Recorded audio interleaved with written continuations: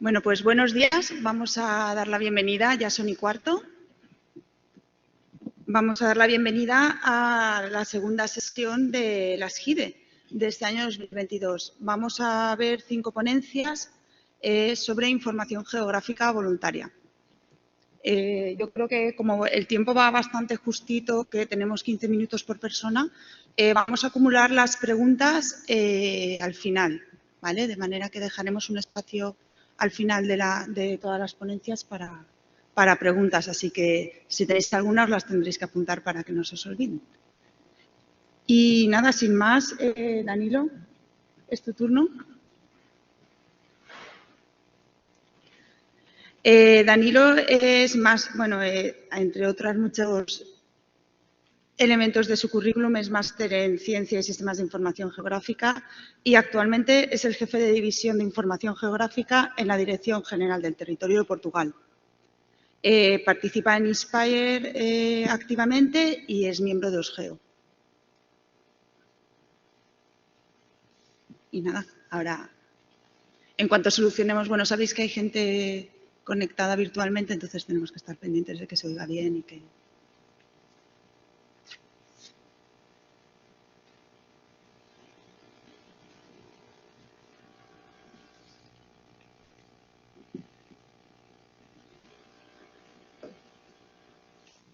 Creo que...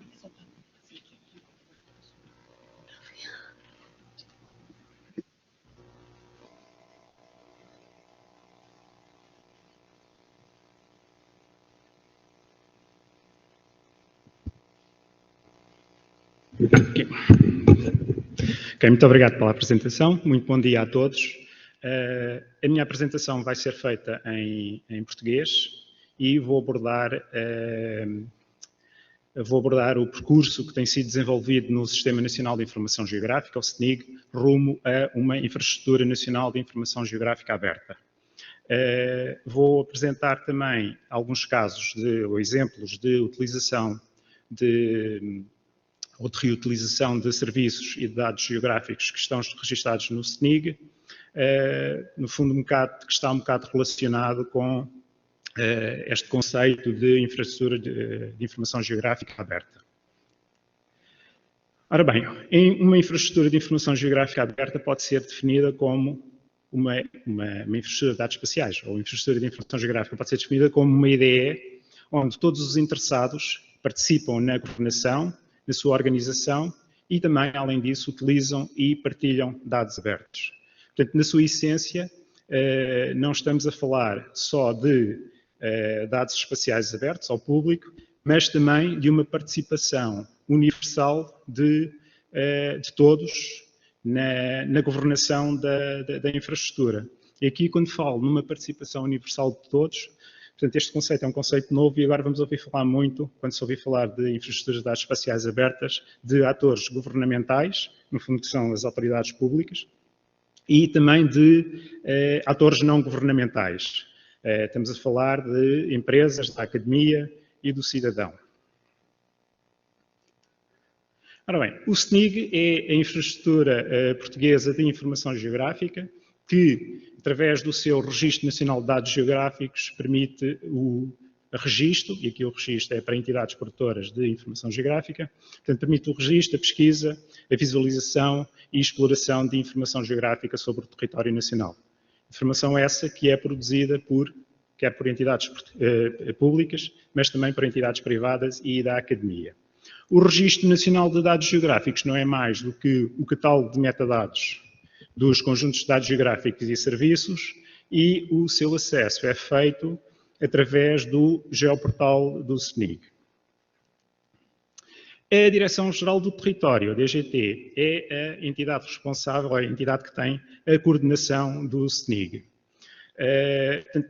Temos de falar de 2 tipos de coordenação. A coordenação estratégica, que é assegurada pelo Conselho de Orientação do SNIG, que é o COSNIG, que é presidido pela DGT e tem como, e assegura, digamos, ou tem como funções as orientações estratégicas e os objetivos gerais da DGT e também aprova, digamos assim, os pareceres técnicos. Depois temos a coordenação operacional, a coordenação operacional está mais relacionada também da responsabilidade da Direção-Geral do Território e está mais relacionada com a gestão e a manutenção de diversas atividades do SNIG, nomeadamente a gestão do geoportal do SNIG, a gestão do Registro Nacional de Dados Geográficos, a elaboração de diversas normas técnicas e também estabelecimento de alguns protocolos de cooperação entre diversas entidades. A DGT é também o ponto de contacto nacional para a diretiva INSPIRE em Portugal. O SNIG desempenha também um papel crucial no apoio e acompanhamento de todas as atividades relacionadas com a implementação da diretiva INSPIRE em Portugal. Temos de falar aqui duas atividades muito importantes. Uma que tem a ver com a monitorização INSPIRE, em que portanto, todos os Estados-membros têm que monitorizar a aplicação da diretiva em termos de metadados, conjuntos de dados geográficos e em termos de serviços. E depois temos os grupos de trabalho de manutenção e implementação INSPIRE, o MIG e o MIG-T, que é um grupo mais técnico, e a DGT e o SNIG faz este acompanhamento tudo aquilo que sai destes grupos de grupos INSPIRE. Ora bem, analisando o percurso que tem sido feito pelo SNIG, podemos dizer que, ou podemos constatar que até 2011 o foco estava centrado essencialmente na produção de dados e dos respectivos metadados. Portanto, a partir de entre 2011 e 2015, as atividades centraram-se mais na coordenação, na comunicação, na produção e disponibilização, quer de dados, mas também de serviços cujos dados estavam registados no SNIG. Portanto, não havia, ou havia muito pouco envolvimento dos utilizadores. O foco estava centrado mais nos produtores de informação geográfica. A partir de 2015, pode-se dizer que começa a dar uma abertura do SNIG. Começou através da construção da visão SNIG 2020, que foi feita por processos colaborativos, em que contou com a participação, além das autoridades públicas, também de entidades das empresas e também da academia. Ou seja, o foco passou a estar nos utilizadores e nas necessidades dos utilizadores. O acesso rápido à informação geográfica e com políticas de dados abertas. Esse requisito passou a constar do novo geoportal do SNIG, ou seja, o utilizador tem que dar menos passos para chegar à informação que pretende. Portanto, o novo geoportal do SNIG sofreu uma reestruturação, uma renovação tecnológica em 2018, foi apresentado em 2019, foi inaugurado em 2019, e o foco passou a estar no acesso à informação geográfica, ou seja, o SNIG deixou de ser uma plataforma orientada para o registro de informação geográfica, orientada mais para o produtor, e passou a ser uma plataforma orientada para o acesso à informação geográfica. Ou seja, o utilizador faz uma determinada pesquisa no SNIG, no geoportal do SNIG. Neste momento existem só dois campos para serem pesquisados, o onde o que e o onde, e a partir daí pode ir refinando as suas pesquisas neste painel do lado esquerdo, digamos assim, através dos filtros que estão documentados nos metadados. Após encontrar a informação que pretende, o utilizador pode saber logo se o conjunto de dados geográficos é aberto ou não, e pode também aceder aqui, através destes dois links, aos serviços disponíveis, quer de visualização, quer de descarregamento. Depois tem aquele campo ali, aquele tabulador relacionado com os metadados. Pode então consultar mais informação, documentar-se sobre a informação que existe para este tema. Digamos que consegue ver os metadados completos para um determinado tema. Vou agora dar alguns indicadores do SNIG. Portanto, até a semana passada existiam 4.573 conjuntos de dados geográficos e séries registados no SNIG, dos quais 2.980 estão com políticas de dados abertas, e essa informação está disponibilizada através dos serviços de dados geográficos. Portanto, atualmente estão com metadados registados no SNIG 535 entidades da Administração Pública Central, local, empresas e também de universidades. Depois, em termos de cartografia oficial, aquela que é a cartografia oficial que as entidades públicas produzem, existem 2.638 conjuntos de dados geográficos, dos quais 754 conjuntos de dados geográficos relacionados com cartografia homologada, digamos assim, cartografia que é produzida por entidades privadas e que depois é homologada. Relativamente à política de dados, podemos dizer que daqueles indicadores que vimos há bocado, que os dados abertos, através de serviços, correspondem a 64%, e depois temos ali 3% ainda que são metadados que temos que trabalhar porque não têm ainda definidos qualquer política de dados, portanto, nos seus metadados. Este gráfico aqui corresponde à média anual de visitantes ao geoportal do SNIG, e podemos notar que a partir do ano de 2019 foi quando se deu a reestruturação tecnológica. Há um salto muito grande em termos de visitantes no acesso ao geoportal do SNIG. Portanto, isto equivale por dizer que realmente a renovação tecnológica que foi feita, portanto, o geoportal do SNIG está todo ele desenvolvido, esqueci de dizer há bocado, está todo ele desenvolvido com software open source, portanto, deu resultado e pronto, e tivemos mais acessos. Vou agora dar muito rapidamente alguns exemplos de casos de utilização de software. Portanto, o catálogo de metadados do SNIG está incorporado no QGIS, através desta funcionalidade, o MetaSearch Catalog Client. Portanto, os utilizadores do QGIS podem ver os seus dados, os serviços que estão registrados no SNIG no QGIS. Portanto, este é o caso do OpenStreetMap. Portanto, já existem serviços registrados também no OpenStreetMap. Outro exemplo da Administração Central, o Instituto Nacional de Estatística utilizou a Carta de Ocupação do Solo para fazer as estatísticas. Isto é um exemplo de dados disponibilizados no visualizador do ICNF, do Instituto de Conservação da Natureza e Florestas. Este é um exemplo da Comissão de Coordenação e Desenvolvimento Regional do Centro, que tem muitos dados registados no seu visualizador que estão no SNIG. Depois, a nível local, temos os municípios, o município de São Brás de Alportel, o município de Águeda. Também o município de Águeda utilizou a Carta de Ocupação do Solo para produzir estatísticas do solo do seu concelho.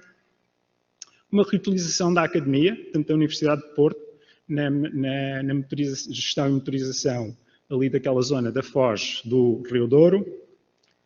E, portanto, estamos neste momento a trabalhar a articulação com o portal de dados abertos da Administração Pública, o dados.gov.pt, que por sua vez está interligado com o portal de dados abertos europeu. O que é que pretendemos? Que o SNIG registre conjuntos de dados geográficos e pretendemos que estes conjuntos de dados geográficos registrados no SNIG, dados abertos, estejam também registrados no portal de dados abertos da Administração Pública Portuguesa.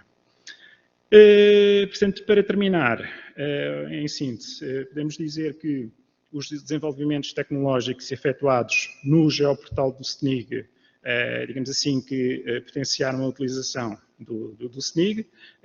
Como vimos, temos muitos mais visitantes, muitos mais acessos.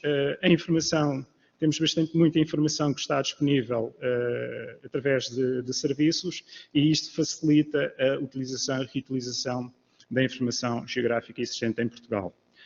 Há uma clara mudança de paradigma, portanto, o foco passou a estar no utilizador, ou seja, no acesso rápido à informação geográfica e com políticas de dados abertos. O que é que pretendemos agora? É continuar a trabalhar para que mais dados e mais dados geográficos abertos, principalmente os dados geográficos abertos, estejam disponíveis no SNIG, principalmente os dados das autarquias, dos municípios, que são esses que estão mais perto, mais próximo dos cidadãos. No fundo, isto poderá ser uma forma de tentar aproximar os cidadãos das infraestruturas de dados espaciais. E é tudo. Muito obrigado pela vossa atenção.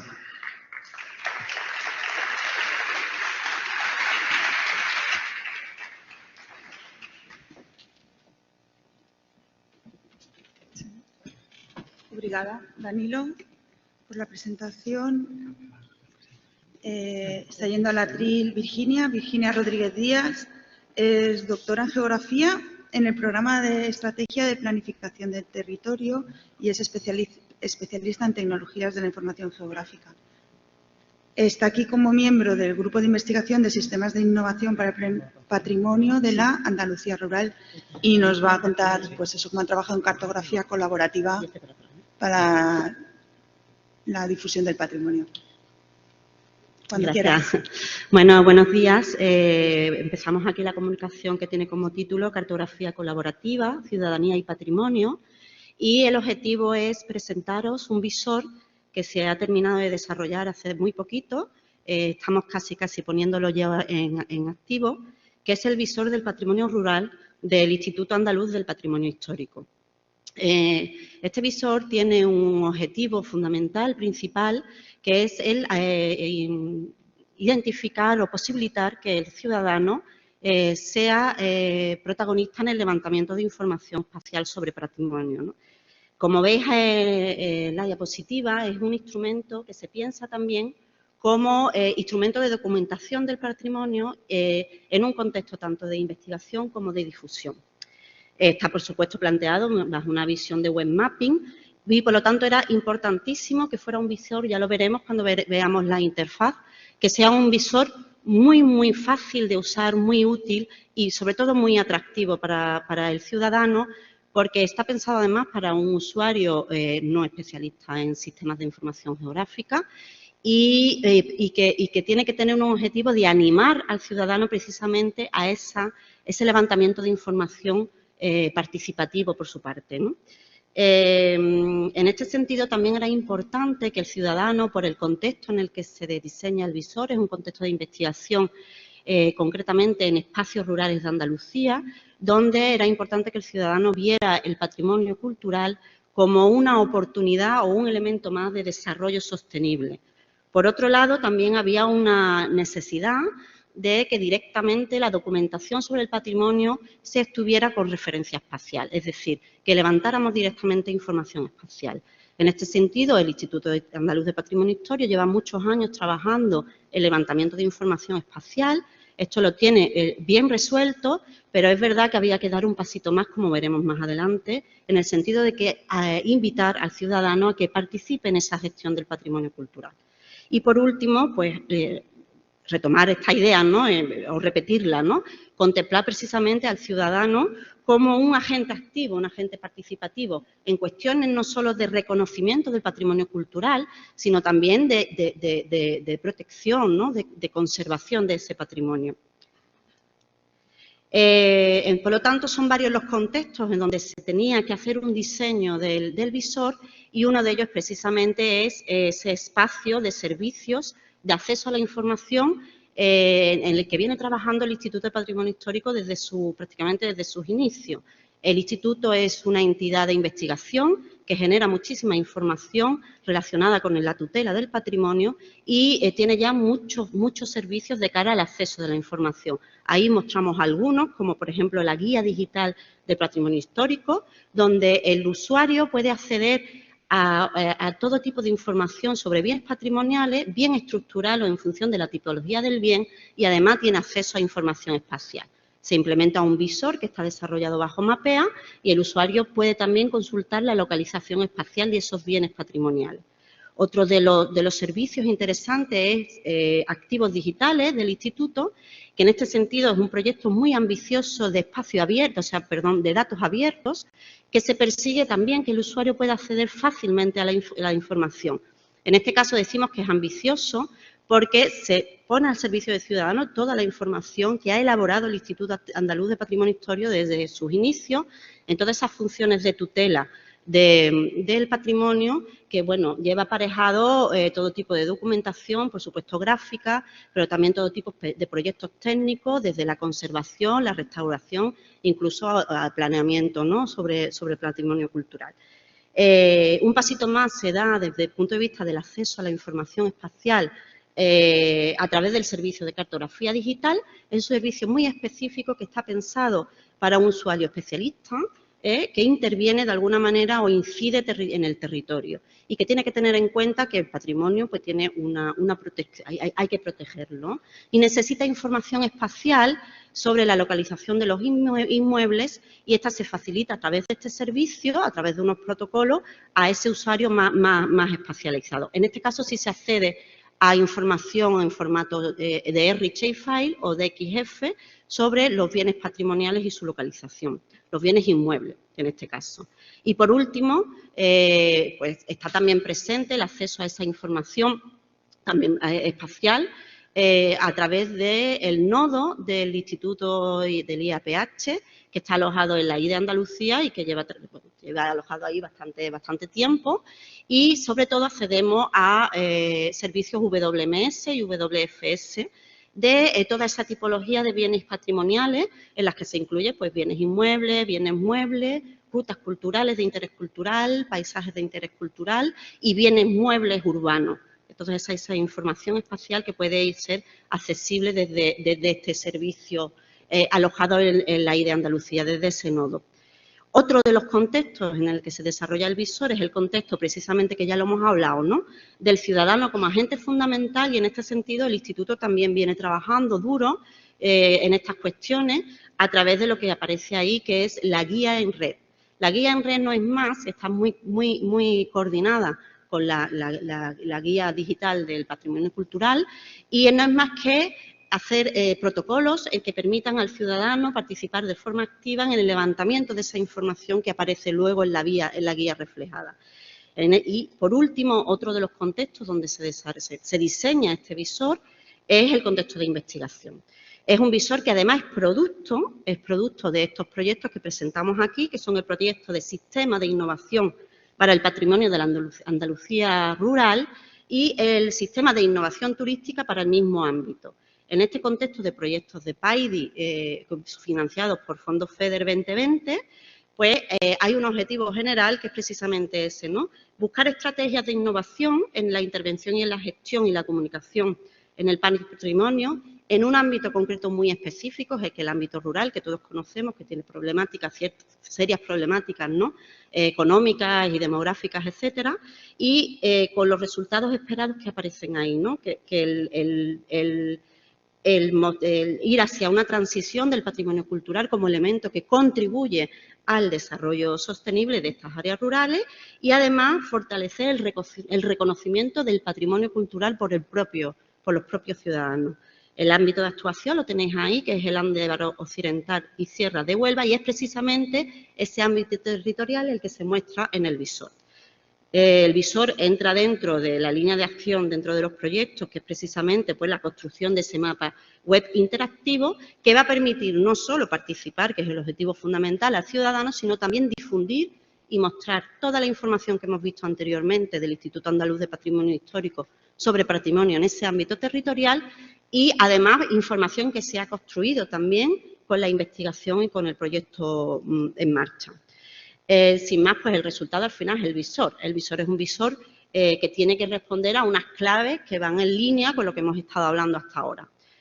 Intuitivo y contar con una interfaz sencilla. Esto parece muy básico a la altura que nos movemos, ¿no?, con la evolución que tenemos con el web mapping y todas estas cuestiones, pero era especialmente interesante para este visor en concreto porque queremos hacer de verdad que participe el ciudadano y, además, hay que difundir información que es compleja. La información sobre espacial o de atributos sobre patrimonio histórico es muy compleja porque el propio objeto de estudio es muy complejo. Entonces, estamos hablando de una diversidad muy amplia de tipos de patrimonio, que pueden ser materiales, pueden ser inmateriales, con un carácter, un valor etnológico, arquitectónico, artístico, que puede ser tratado de forma individual, de forma colectiva.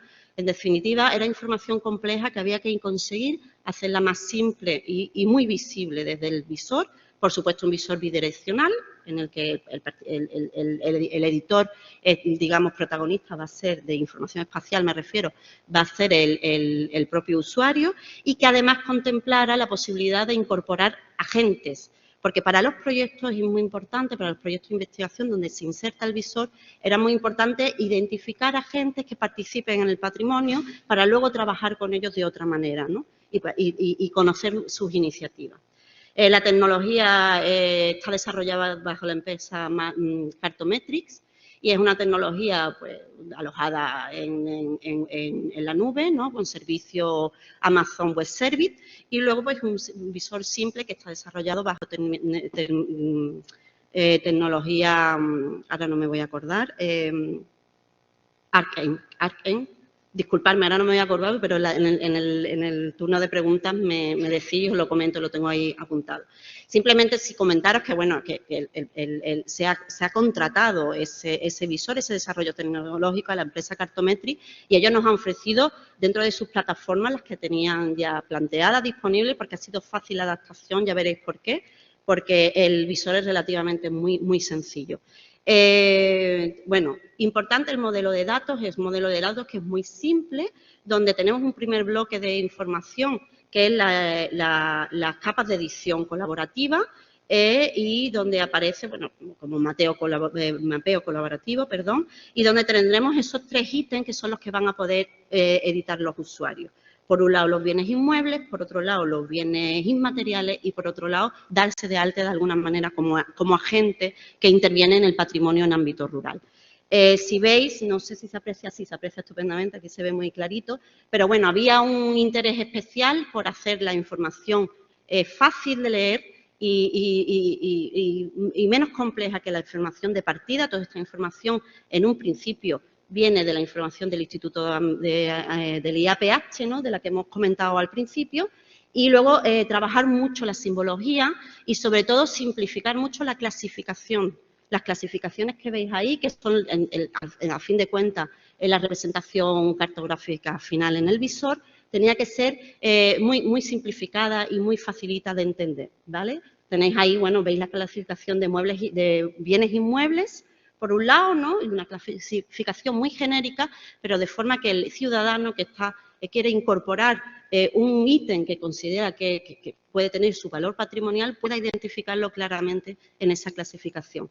Y luego vendría, bueno, los bienes inmateriales, que tiene una clasificación que está relacionada con la actividad que se desarrolla, que tiene un gran valor tecnológico, como veis ahí, alimentación, sistemas culinarios, modos de expresión, oficios y saberes, ritual efectivo y sociedad y asociacionismo. Y, por último, pues la incorporación de la gente. Otro bloque de información es información sobre patrimonio, pero en este caso no de forma individualizada, sino como patrimonio colectivo, con una incidencia especial en el territorio, que puede venir determinada o porque sea patrimonio protegido o que sería el conjunto histórico o la zona patrimonial que tenéis ahí, o conectado a través de rutas, ¿no? Las rutas culturales, o que formen parte de un paisaje de interés cultural. Y, por último, un último bloque que sería ya información de base cartográfica y también temática patrimonial, que toda esa información, como aparece reflejado en la diapositiva, viene de se llaman a servicio WMS. Los servicios WMS que tenemos, por destacar, las clases de suelo de SIU, del Sistema de Información Urbano a nivel nacional. En este caso era importante porque precisamente el planeamiento urbanístico tiene mucho que ver con la protección del patrimonio cultural y luego, bueno, una serie de baterías de información interesante desde el punto de vista del patrimonio cultural que vienen de WMS. Ya me dicen que tengo que ir avanzando.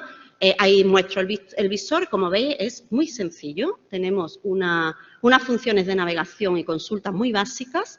No hay medidas, no hay simplemente consultar. La tabla de contenido, donde está esa estructura que hemos visto del modelo de datos, y luego pues el acceso a la información de atributos muy simplificada, con muy poquitos campos para cada uno de los ítems, y si era importante incorporar una fotografía, ¿no? Estas serían las funciones de edición. El usuario, por supuesto, se tiene que dar de alta para poder editar, para poder luego seguir, hacer un seguimiento de esas ediciones y simplemente pues, pone activo el botón de edición y puede editar esos elementos que hemos visto antes, patrimonio inmueble, inmaterial y agente. Y luego puede incorporar la información que nos interesa de atributos en cada una de las tablas de atributos de forma muy sencilla, incluso incorporar también una fotografía. En agente era importante también que se pudiera incorporar una URL sobre el agente en concreto que se quiere dar de alta. Y luego hay unos campos que van muy dirigidos, que son los de clasificación que hemos visto antes. Y luego hay campos que son mucho más sueltos, ¿no? Que puede participar de forma menos dirigida el usuario, precisamente también para que podamos trabajar un poco con la percepción que tiene sobre el ítem patrimonial que está incorporando. El mapa está alojado en el proyecto en la web de los proyectos. Si veis, pues tiene su propio espacio en la web. Y, bueno, simplemente pues una entrada y animando al usuario a entrar e incorporar sus elementos patrimoniales que quiere incorporar en la información. Perspectivas de futuro muy rápido, pues simplemente ampliar la cobertura. Estamos hablando de un espacio territorial muy concreto, ampliarla al resto de ámbito rural andaluz. Luego, esa posibilidad de combinar esta herramienta para facilitar la participación ciudadana en la red de la guía, ¿no? En la red de informantes de la guía. Y, por último, pues incorporarlo en la I de Andalucía, en el nodo, pues como un servicio interoperable más. Y, bueno, eso es todo. Muchas gracias. Creo que me he pasado un poquito. Nada, has estado en el tiempo, pero has estado en el tiempo, no te preocupes. Luis, ¿va a ser la siguiente persona? Es licenciado en Geografía y máster en Sistemas de Información Geográfica, entre otros muchos méritos, y actualmente trabaja en la Agencia Portuguesa de Medio Ambiente y participa en las actividades de gestión del Sistema Nacional de Información Ambiental, también en la implementación de la Directiva Inspire y está interesado en proyectos de educación ambiental, que es la presentación que nos trae ahora, ¿no? La información voluntaria en equipamentos de educación ambiental. Adelante. Obrigado, bom dia. Venho falar um pouco de informação geográfica voluntária e de uma aplicação prática do conceito na identificação de equipamentos de educação ambiental em Portugal. Aqui mais ou menos a estrutura da minha apresentação. Vou-vos falar um pouco sobre a agência, um pouco não, é muito pouco mesmo, sobre a Agência Portuguesa do Ambiente, a sua ideia e depois a temática dos equipamentos de educação ambiental e o desafio que foi aplicar a informação geográfica voluntária ao conceito. A APA é uma instituição pública, dependente do Estado Central. Tem por missão propor e desenvolver e acompanhar a gestão integrada de políticas de ambiente e desenvolvimento sustentável. Aqui são as principais áreas de atividade da APA, portanto, é um âmbito muito largo e temáticas muito díspares. A ideia da APA é uma ideia temática de ambiente e tem essencialmente por objetivo recolher, armazenar e distribuir informação geográfica da melhor forma possível. Ok.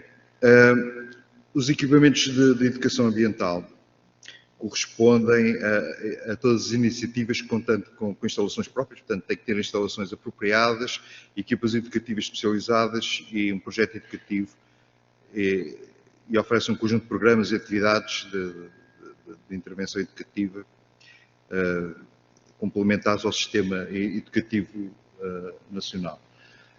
Ao contrário do que acontece em Espanha, em Portugal os equipamentos de educação ambiental não têm um enquadramento legal específico. Portanto, não existe qualquer tipo de obrigação legal de reporte. Mas, no entanto, são de extrema importância para a Estratégia Nacional de Educação Ambiental, que foi aprovada há pouco tempo, há um ano e meio. E estes equipamentos são um ponto fulcral da estratégia. Então tínhamos aqui um problema. Tínhamos aqui um problema que era saber onde estão e o que é que são estes, onde estão e caracterizá-los minimamente. Agora, pegando aqui, então optámos por avançar por uma questão de propor à comunidade a participação no sentido de nos apoiar a saber onde estão e a caracterizar esses equipamentos. Está aqui um pouco o que é o conceito de informação geográfica voluntária. Portanto, é conteúdos geográficos gerados por utilizadores não profissionais, utilizando recursos disponíveis na net. Oferece ainda a possibilidade para as entidades públicas, em todos os níveis, de recolherem ou melhorarem, portanto, interagindo com o cidadão, melhorarem a sua informação ou mesmo recolherem informação, como foi o caso. Temos várias fases, normalmente a solicitação de participação, a recolha de informação, a validação e a disponibilização. Temos aqui os principais desafios da utilização. Em termos de fatores positivos e de forças, temos mais informação e melhor informação. Depois, aqui alguns pontos fracos, temos a desconfiança nos resultados, que ainda é um ponto muito importante, nem se sempre confia nos resultados, e por isso também temos um maior esforço de validação dos dados que entram desta forma.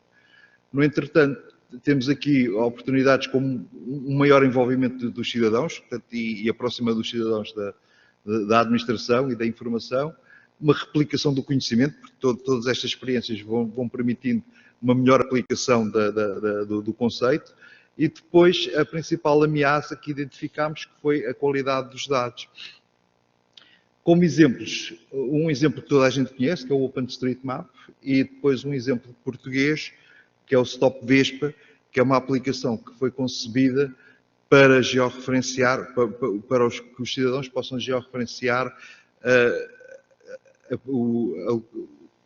visualizações ou aparecimento de vespa asiática, seja ninhos, seja espécies.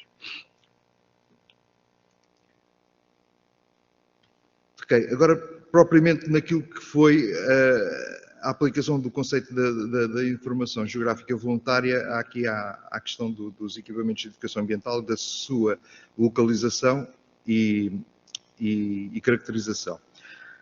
Começamos o processo começou em junho deste ano, e basicamente começámos por lançar o apelo através de uma operação de e-mail para a Administração Central, portanto, alguns organismos da Administração Central que sabemos que detêm equipamentos de educação ambiental, como é o caso do ICNF. Depois também para organizações não governamentais de ambiente, essas sim têm obrigações de report e que estão credenciadas junto da APA até para poderem ter o estatuto de organização não governamental de ambiente. E depois também alguns equipamentos que já tínhamos identificado por interação anteriores com a APA. E depois, um pouco logo a seguir, usámos também, recorremos às redes sociais, nomeadamente ao Facebook e ao LinkedIn, para divulgar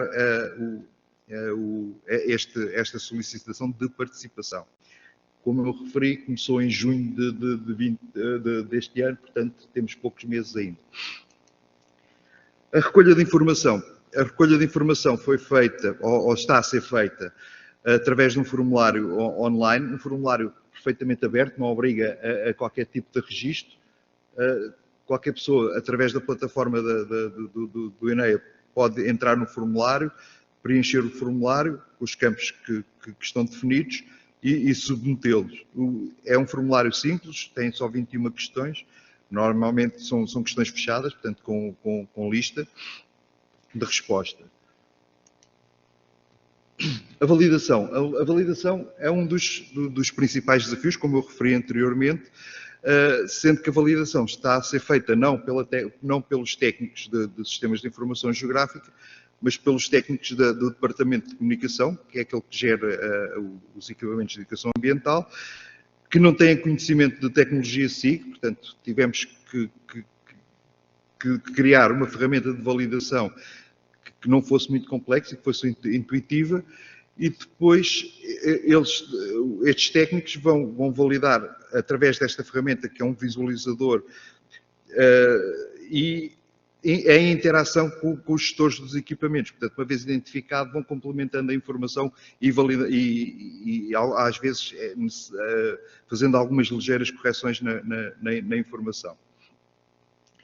Isto sempre diretamente na nossa base de dados. Portanto, os dados são sempre os mesmos, não há várias camadas de dados. Há uma única camada de dados que vai sendo melhorada, é recolhida junto do cidadão, depois vai sendo melhorada pelos nossos técnicos. Depois, finalmente, a disponibilização da informação, que é feita através de visualizadores geográficos, nomeadamente o da Estratégia Nacional de Educação Ambiental, e depois temos dois visualizadores, basicamente. Temos um interno, em que temos toda a informação que é submetida, e depois temos um outro visualizador público, em que só é mostrada alguma da informação, portanto, alguns campos, que são campos, a maior parte deles tem informação pessoal de quem submeteu, os contactos de quem submeteu, que não são de acesso público, portanto, até para cumprimento das diretivas de proteção de dados pessoais, portanto, é só a informação que é pública, é aquela que tem interesse para o público. Já está disponível, está aqui o endereço, e depois temos ainda a disponibilização através de web services, sejam WMS ou WFS, que permite que outras instituições, que outras pessoas utilizem esses dados. Alguns resultados provisórios já destes primeiros meses de interação, que está a correr melhor que aquilo que tínhamos previsto inicialmente, porque já temos muita informação. Como disse de início, nós não sabemos quantos são, portanto, estamos um pouco às escuras, porque não sabemos de facto qual é o universo que já está coberto. Portanto, achamos que já possa estar uma boa parte, até porque aquela primeira call, penso que conseguimos chegar aos grupos grandes de detentores, são as ONGs e as instituições públicas, nomeadamente as câmaras municipais. Mas, basicamente, isto são alguns indicadores aqui, o tipo de instalações, o tipo de equipamento, como veem, são muito díspares, e aqui as dependências institucionais, a maior parte depende essencialmente de organismos públicos, como disse, e a maior parte deles são equipamentos que são acessíveis a pessoas com necessidades especiais, que é um cuidado que deve haver, e as instalações, a maior parte delas são definitivas e são próprias, e são criadas para o efeito. Em termos de conclusão, para o desenvolvimento e implementação da Estratégia Nacional de Educação Ambiental, era necessário saber onde é que se localizavam os equipamentos, conhecer as suas características. A solução foi solicitar a participação pública, através da informação geográfica voluntária e utilizando os recursos da IDE da APA, portanto, aqueles recursos que já tínhamos. Os principais desafios foram disseminar de forma abrangente a solicitação inicial e validar a informação para garantir a sua qualidade. E é tudo. Muito obrigado.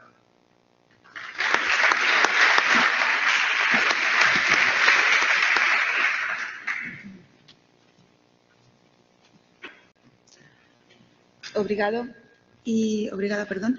Y ahora va a pasar al atril Clara Bosch, es ingeniera en geomática y topografía, es estudiante del máster de Ingeniería Geomática y Geoinformación y viene aquí como técnica de investigación en la Cátedra de Gobernanza de la Ciutat de Valencia en la Universitat Politécnica de Valencia.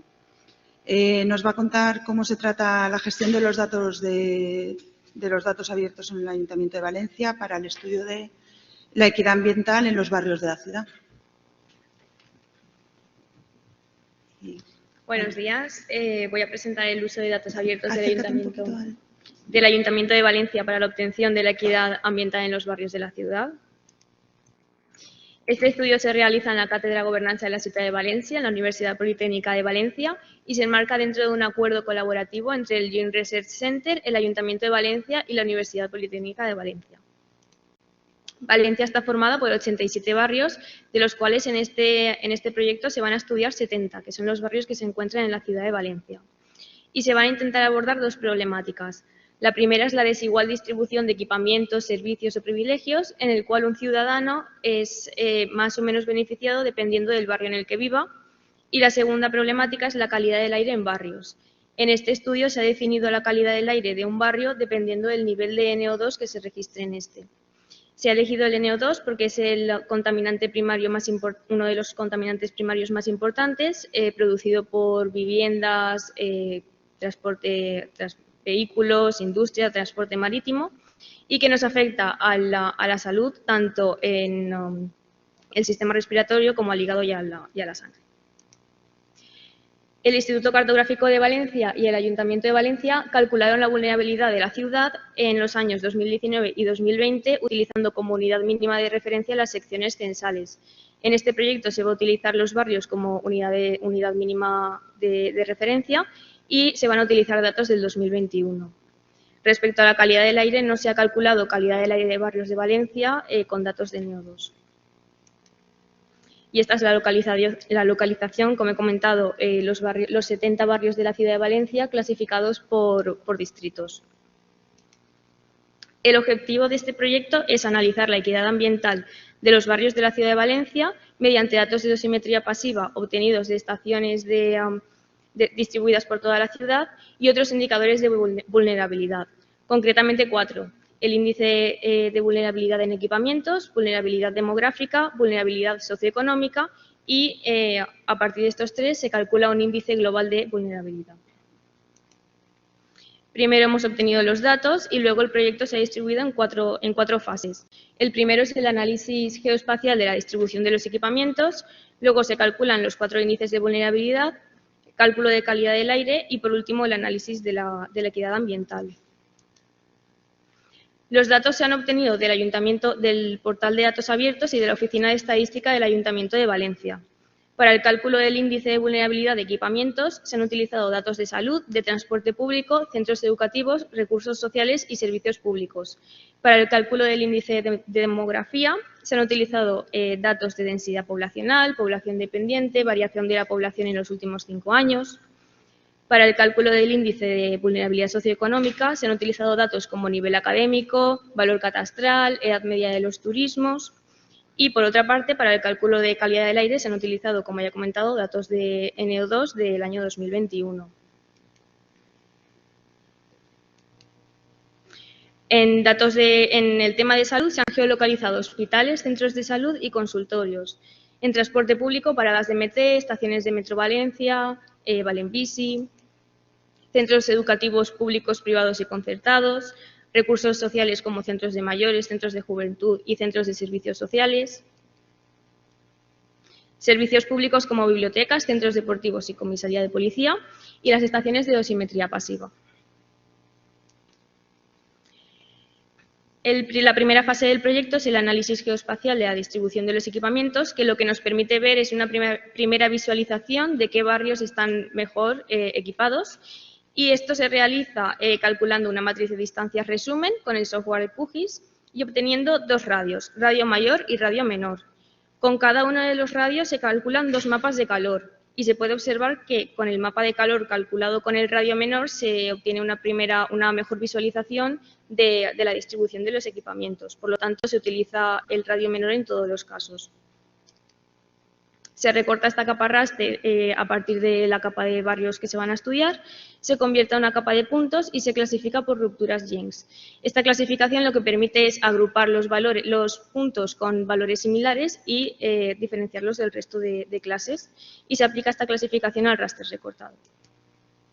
Estos son los mapas de calor obtenidos. En el mapa de calor de salud se puede observar cómo los equipamientos de salud se encuentran más hacia el norte, a los barrios del norte de la ciudad, el transporte público centralizado, los centros educativos, recursos sociales y los servicios públicos. Ahora pasamos al cálculo de vulnerabilidad. Se calculan los 4 índices de la misma forma. Para poder comparar todas las variables es necesario normalizarlas y se normaliza de la siguiente forma. Se divide la distribución de las variables en 5 clases, de forma que los barrios que tengan una codificación de 1 serán los barrios con la peor situación y los barrios con una codificación de 5 serán los barrios con la mejor situación. Esta clasificación se hace calculando los percentiles de la distribución de variables, 10%, 36,66, 63,33 y 90% de la distribución. Una vez tenemos normalizadas todas las variables, se calcula la media aritmética y se obtiene un índice global de vulnerabilidad, en este caso demográfica, para cada uno de los barrios. A partir de este índice, para poder definir qué barrios tienen vulnerabilidad alta, media o baja, se vuelve a calcular los percentiles 10% y 20% del índice obtenido. De esta forma, los barrios que tengan un valor por debajo del percentil 10% serán barrios con vulnerabilidad alta. Los barrios que tengan valores entre el 10% y el 20% serán barrios con vulnerabilidad media y el resto serán barrios con vulnerabilidad baja. Se ha representado la vulnerabilidad en una escala de color azul, donde los barrios con tonos más oscuros son los barrios que tienen mayor vulnerabilidad. En este caso es el resultado de la vulnerabilidad en equipamientos, con 9 barrios con vulnerabilidad alta, la vulnerabilidad demográfica, con 11 barrios con vulnerabilidad alta, la vulnerabilidad socioeconómica, con 7 barrios con vulnerabilidad alta, y realizando una media aritmética de estos 3 índices se obtiene el índice de vulnerabilidad global, con 7 barrios de vulnerabilidad alta. Una ventaja de este proyecto es que te permite conocer la situación actual de cada uno de los barrios. Este es un ejemplo del barrio de Montolivet, que tiene una vulnerabilidad alta, y estudiando las variables normalizadas y los índices de vulnerabilidad se puede saber cuál es la causa de esta vulnerabilidad y en qué ámbito se puede mejorar. Y esta es una comparación de la vulnerabilidad del Ayuntamiento de 2019, la del ICV del 2020 y la calculada en este proyecto. Y se puede observar cómo hay zonas que han ido mejorando a lo largo del tiempo y hay otras zonas que se mantienen vulnerables. Ahora pasamos al cálculo de calidad del aire. La OMS establece el valor límite anual de NO2 en 40 microgramos por metro cúbico. Sabiendo esto, se calculan los percentiles 10%, 36,66, 63,33 y 90% de la distribución de valores de NO2 del año 2021. Se interpolan los datos para que toda la zona de estudio tenga valores de NO2 y se interseca con la capa de barrios que se va a estudiar. Se obtienen varios valores de NO2 para cada uno de los barrios. Para simplificar este proyecto se calcula el promedio y se obtiene el siguiente mapa. Los niveles de NO2 se representan en una escala de color rojo, donde los barrios con los 2 primeros rojos más fuertes son los barrios que superan el límite de NO2 establecido por la Organización Mundial de la Salud. Y por último, el análisis de equidad ambiental. Para poder comparar los índices de vulnerabilidad obtenidos con los valores de NO2 es necesario normalizar estos últimos. Para ello se utiliza la clasificación hecha con los percentiles y se codifican, de forma que los barrios con codificación 1 serán los barrios que superan el límite de NO2 y los barrios con codificación 5 serán barrios que no lo superan. Y se obtiene la siguiente gráfica, en el que a primera vista se puede observar que no hay un patrón de relación entre ambos índices. Y por último, el mapa de análisis de equidad ambiental, en el cual se han clasificado los barrios como malos, los barrios que cumplen ambas condiciones, es decir, barrios que tienen vulnerabilidad alta y barrios que superan el límite de NO2, los barrios como medios, los barrios que solo cumplen una de las 2 condiciones, y por último, los barrios buenos que no cumplen ninguna de las 2 condiciones. Y para finalizar, respecto a la vulnerabilidad, la metodología diseñada ha permitido conocer cuáles son los barrios más vulnerables de la ciudad de Valencia y que no se encuentran centralizados en una zona, sino que están distribuidos por la ciudad. Respecto a los niveles de NO2, se concluye que el 45,7% de los barrios estudiados superan el límite de NO2 establecido por la Organización Mundial de la Salud y el 8,57% de los barrios superan los 50 microgramos por metro cúbico. Y respecto a la equidad ambiental, no existe una relación directa entre barrios con vulnerabilidad alta y barrios con peor calidad del aire, pero sí que cabe destacar que un 14,28% de los barrios cumplen ambas condiciones. Y gracias por su atención.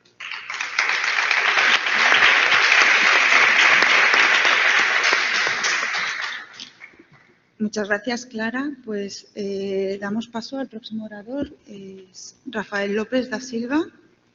Es también ingeniero en cartografía, máster en ingeniería informática y me ha dicho que, bueno, aquí ponía que estaba a punto de doctorarse y es que le han dado fecha para esta semana, así que sí que es a punto de doctorarse de verdad, en geografía y planificación territorial en la Universidad Nueva de Lisboa.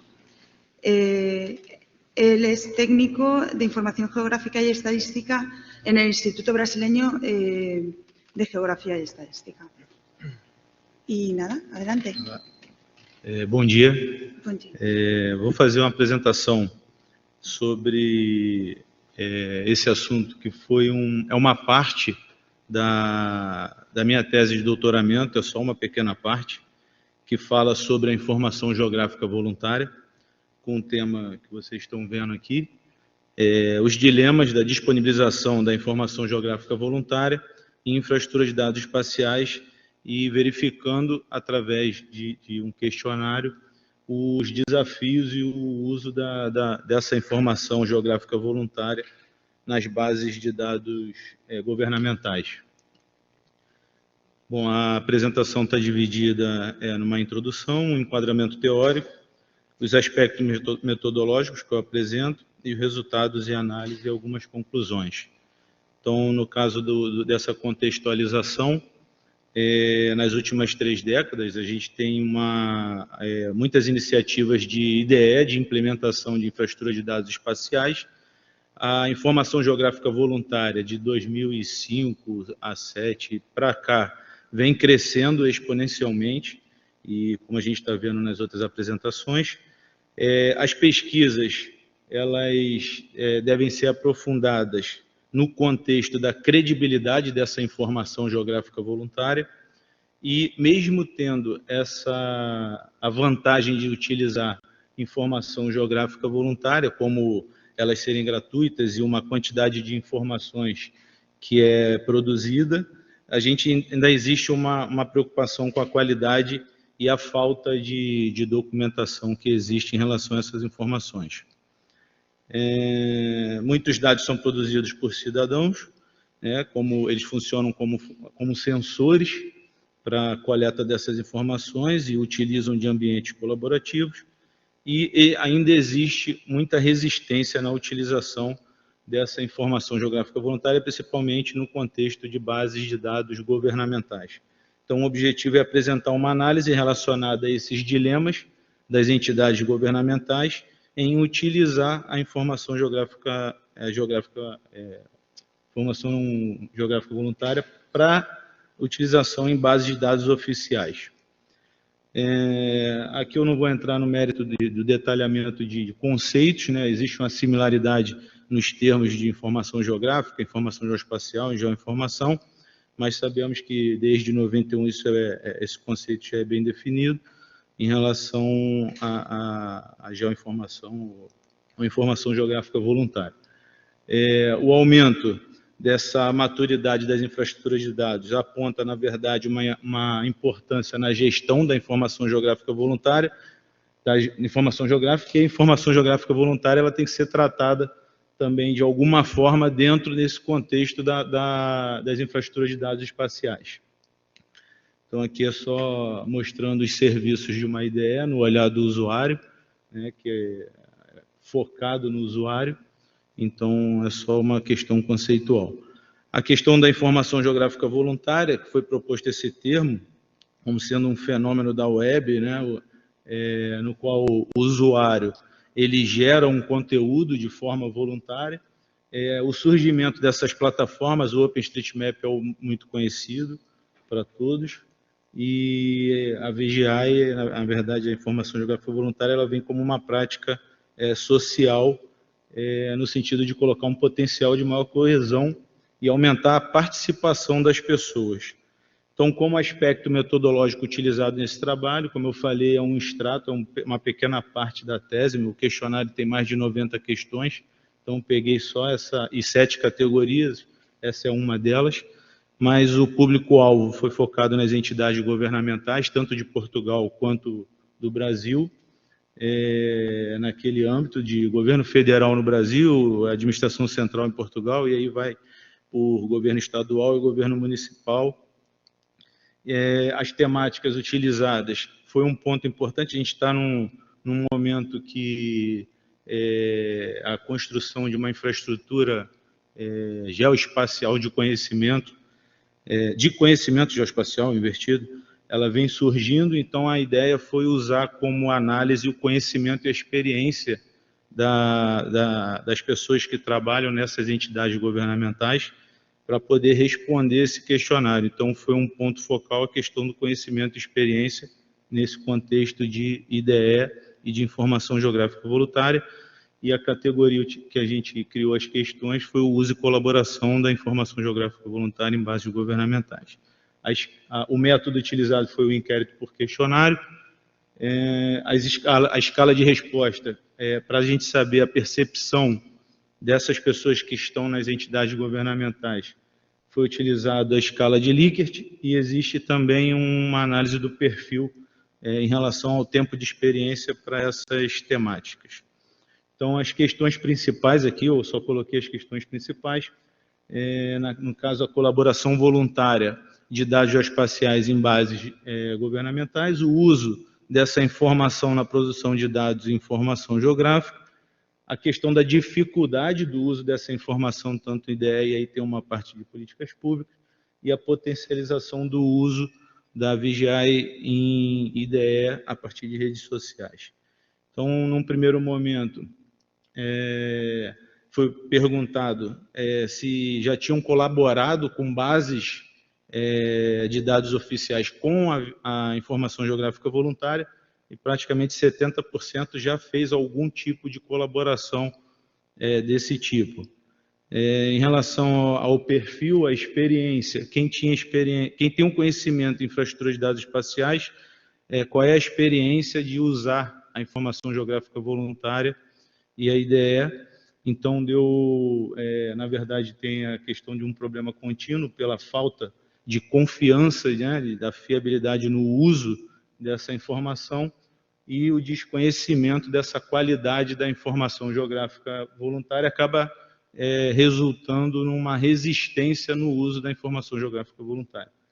E ainda é muito baixo a questão de possuir experiência no uso de informação geográfica voluntária nas entidades governamentais, devido a essa resistência. No caso, quem tem o conhecimento, quem já tem o conhecimento, no caso, esse anterior foi quem tem o conhecimento em infraestrutura de dados espaciais, e agora os inquiridos que possuem um conhecimento em informação geográfica voluntária, aí isso aumenta um pouco, o cenário melhora um pouco, por ele já conhecer sobre esse assunto, e, na verdade, existe um aumento significativo em relação aos inquiridos, na verdade, com mais de 6 anos de experiência em uso dessa informação geográfica voluntária. E de uma experiência de 1 a 5 anos, na verdade, começa a aumentar essa capacidade de conhecimento no uso da informação geográfica voluntária e da experiência em vigiar nas entidades governamentais, e a questão de que quem possui também uma experiência em infraestrutura de dados espaciais acaba tendo uma possibilidade maior de trabalhar com a informação geográfica voluntária pelo conhecimento que já existe. Aqui foi em relação às questões, se a informação geográfica voluntária, se ela deve ser utilizada na produção dessas bases de dados oficiais, e aí esse gráfico já teve uma forma diferente, foi usado o pacote Likert do software RStudio para gerar esse tipo de gráfico, por ser a escala de resposta de Likert. Então, essa aceitação ela ficou um pouco razoável no uso da informação geográfica voluntária, tudo até como já foi apresentado aqui, na verdade, uma comprovação de que existe muita desconfiança na qualidade e a falta de critérios para definir melhor essa incorporação da informação geográfica voluntária em bases de dados oficiais. Não que não seja importante, mas que deve ser tratado essas questões. A questão de se informações de redes sociais, de forma geral, Twitter, Facebook, Instagram, Flickr, se elas potencializam o uso da informação geográfica voluntária em infraestrutura de dados espaciais, e isso, no caso, teve uma concordância também razoável, de as redes sociais elas disponibilizam informações de localização e são grandes potenciais nessa comunicação entre os stakeholders. Então, ela ajuda muito.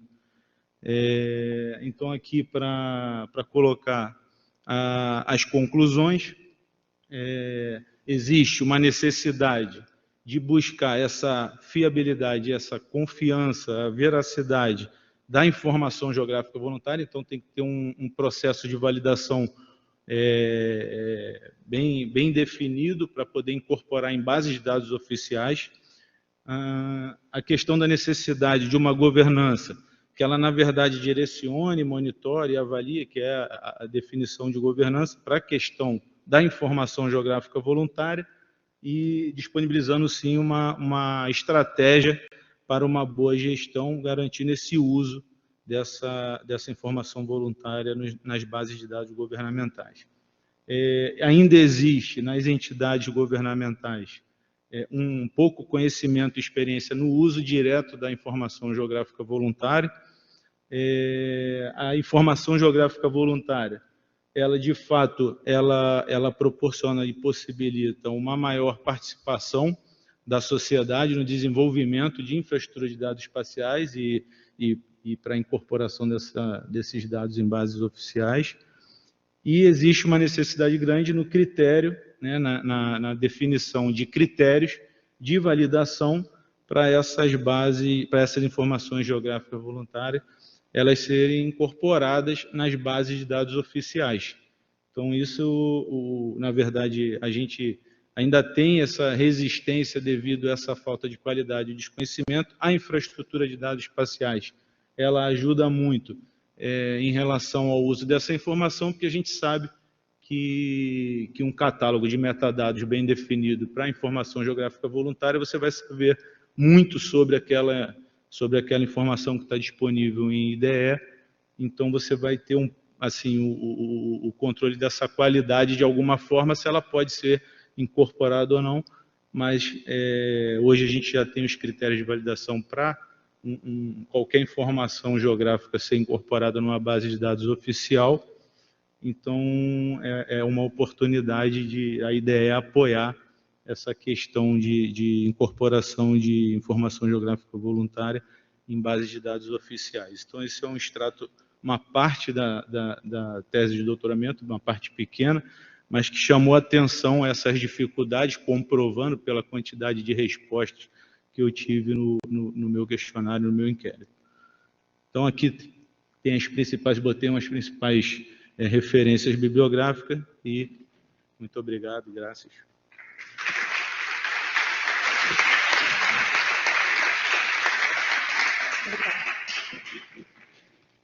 Bueno, pues hemos llegado al final de las presentaciones. No sé si hay alguna pregunta en la sala o en el chat. Yo sí tengo muchas preguntas, pero bueno, pues aquí delante. ¿Hay un micro?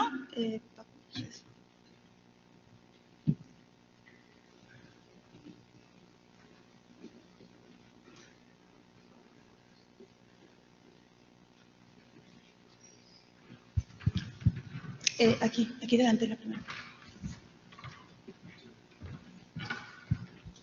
Gracias, buenos días. Gracias por las presentaciones a todos. Mi nombre es María Cabello, soy de Rasa Global y tenía dos preguntas. La primera de ellas sería para Virginia.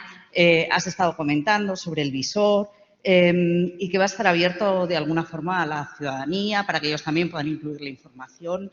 Hemos oído también en alguna presentación, en la de Luis, creo, que ellos tienen ya un proceso de validación de esos datos. Y la pregunta para ti sería, inicialmente, ¿cómo tenéis pensado validar esos datos?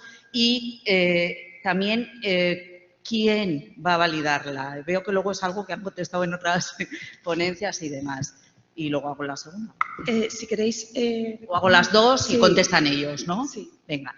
Bueno, pues la segunda, también con temas de de voluntariado sería para Rafael. En tu caso, voy a hablar más despacio por si acaso, comentas que habéis estado viendo un poco el tema de voluntariado de información geográfica y, por otro lado, has mencionado también temas de información de geolocalización en las redes sociales.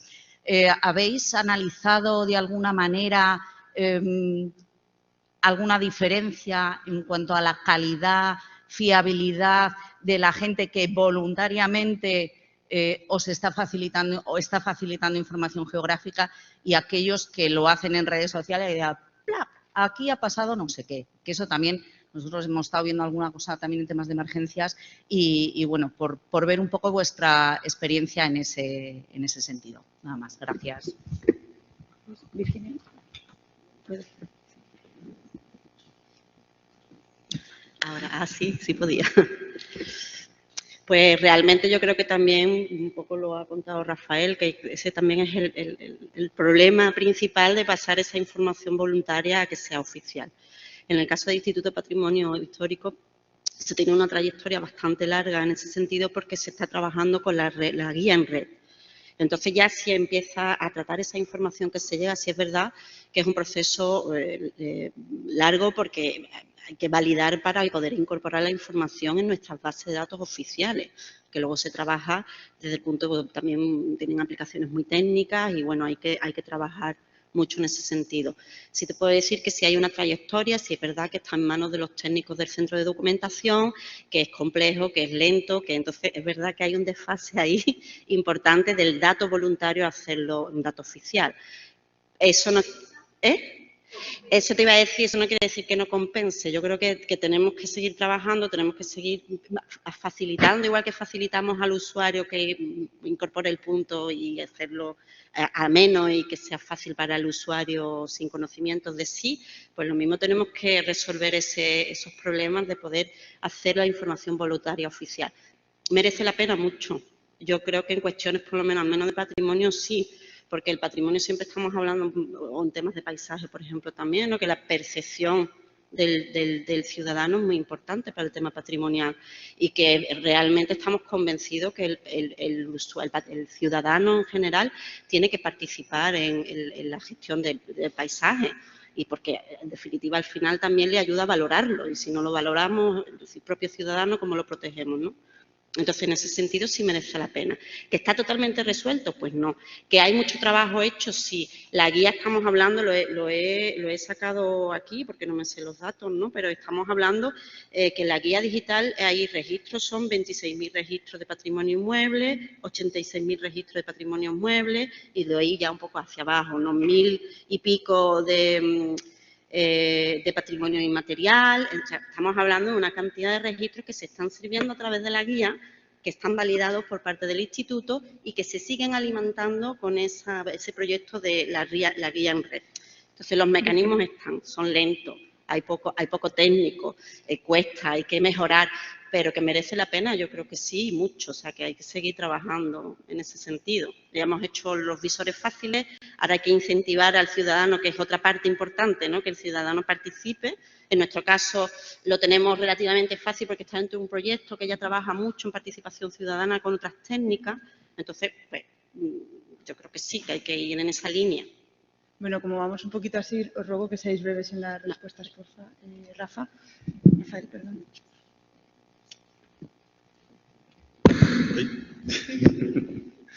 Bom, na verdade, fazendo uma contextualização, esse assunto acabou surgindo, não é o foco principal da minha tese de doutoramento, mas em 2019, na defesa, na qualificação do trabalho, foi sugerido incluir essa parte da informação geográfica voluntária, porque o foco principal meu é a utilização da infraestrutura de dados espaciais como base, como infraestrutura do desenvolvimento de políticas públicas. E como surgiu também esse conceito, como o Danilo comentou, de ideia aberta, que isso vem surgindo também, e aí você traz também informação geográfica voluntária, mas o problema maior, assim, existem muitos trabalhos que estão começando a eles tratam a questão da qualidade em si, de criação de critérios, a gente sabe que tem uma disparidade na geração dessa informação, tem o cidadão comum, tem uma organização não governamental, tem vários tipos que tem que ser tratado, e para incorporar em base de dados oficiais, a gente sabe que existem critérios que devem ser seguidos, e nessa questão eu vejo muito tratado dentro de uma infraestrutura de dados, ela de forma separada. E a partir do momento que passa num processo de validação, ela sobe de nível, vamos dizer assim, mas o importante é o importante da infraestrutura de dados espaciais é que um pilar fundamental é o metadado. Então, o metadado ele te dá muita coisa sobre a qualidade daquela informação, da responsabilidade. A gente também tem esse problema de quem está gerando aquela informação, como gerou. Então, isso tudo, a infraestrutura, surgiu esse assunto, fiz um extrato desse questionário, né? O questionário teve uma quantidade boa de respostas em Brasil e Portugal, poderia ter sido mais, mas foi uma quantidade significativa, e como eu usei como foco da análise, na verdade, um ponto estratégico da análise dessas respostas, é considerar o conhecimento e a experiência do inquirido, né, que está dentro da entidade governamental. Então, foi mais focado, foi por isso que a ideia de gerar esse trabalho para trazer, não, quem tem a experiência, quem tem o conhecimento, a gente vê que o cenário muda e aquela Câmara Municipal ou uma entidade mesmo governamental, ela tem um ganho nisso e fica com mais facilidade de criar esses critérios para validar uma informação geográfica voluntária. Mas a diferença é muito grande, esse controle tem que ser muito bem feito, porque existe a boa informação, a má informação, e isso tem esa diferenciación. Pues nada, está claro que es uno de los retos, ¿no?, que tiene la información voluntaria. Yo tenía una última pregunta, no sé si alguien más ¿hay alguna pregunta en el chat? Supongo que no, porque no la estoy viendo aquí. Yo quiero saber también cómo es el tratar con los productores de que ya no están en el centro de la información geográfica, porque ese también sería otro reto, no sé si por vuestra parte, cómo llevan los productores no estar ya en el centro, por ejemplo, de los metadatos respecto a tu presentación, Daniel. ¿Cómo se gestiona?